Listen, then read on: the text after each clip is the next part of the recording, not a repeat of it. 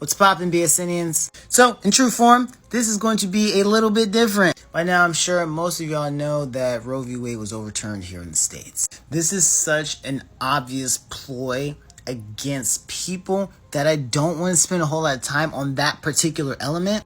Like, it's clearly not about the babies. No free healthcare, no common sense gun laws. They just straight up accepted a formula shortage.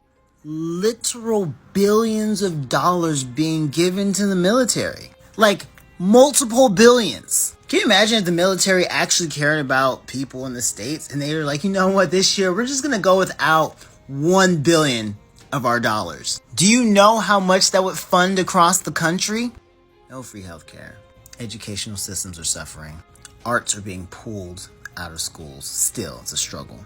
So this is very obviously having nothing to do with a genuine care of babies or kids or people or families or anything like that. It's about power and control. Supervillain stuff. And because there are so many other people talking about all the things I just said in greater detail already, I want to hit it from a different angle.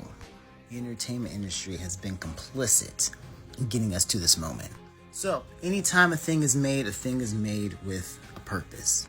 This includes superhero tales, any sort of like fantasy, mythology, sci-fi romance, comedies, westerns. It's with a purpose. Some things are designed to just be feel-good movies, let's say. We laugh, we feel good about ourselves, we don't have to think too much. That's what it's there for. And that's fine.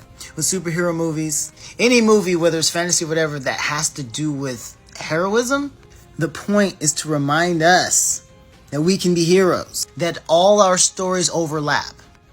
Every one of us is a chosen one in someone else's narrative. We don't get that anymore, do we? We've eroded the idea of what a hero is by saying that they're just normal people who are slightly deluded. And we love throwing therapist lingo into it.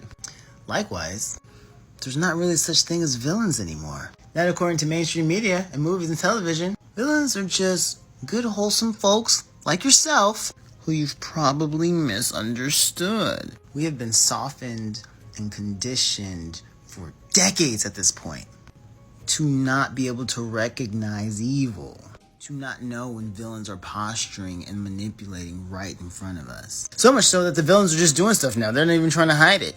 Folks got mad when MCU was called out for their formulaic way of making movies. But it's a formula. Marvel movies do not have any depth. They're not meant to move or provoke thought. They're just shiny, loud things. I also want to say that this is not our fault, but better stories will change the world.